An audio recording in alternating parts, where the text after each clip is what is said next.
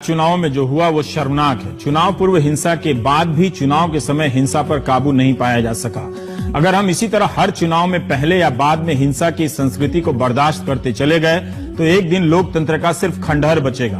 बंगाल के चुनाव में हिंसा की संस्कृति स्थायी होती चली जा रही है, जिसका लाभ आप गौर से देखिए तो हर कोई अपने अपने मौके के हिसाब से उठाने का प्रयास कर रहा है। चुनाव आयोग को शायद और बेहतर तैयारी करनी चाहिए थी, इतनी कि एक भी घटना ना होती। 60,000 सुरक्षा बलों की तैनाती के बाद भी कई जिलों में हिंसा हुई है कि फ्री एंड फेयर के नाम पर कितना कुछ अनफेयर हुआ है।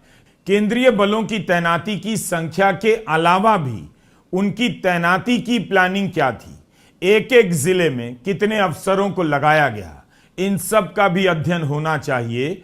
और उसका भी कि ईडी, सीबीआई, आईटी से घिरी ममता बनर्जी और उनकी पार्टी ने इस चुनाव को लड़ा कैसे।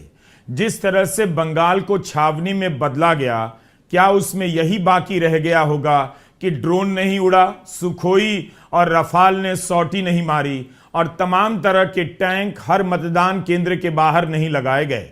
फ्री एंड फेयर चुनाव के नाम पर केंद्रीय एजेंसियों को जो सौभाग्य मिला है उसे सेना को भी प्राप्त करने का मौका मिलना चाहिए था। बंगाल के चुनाव का किस किस स्तर पर मिलिटराइजेशन किया गया, जब इतना कुछ किया ही गया तो सीधे सेना को ही उतार देना चाहिए था।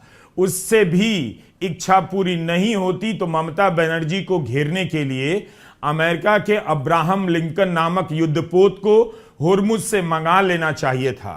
ट्रंप से B-2 बॉम्बर मांग लेना चाहिए था जो ममता बनर्जी के हेलीकॉप्टर के ऊपर उड़ता रहता।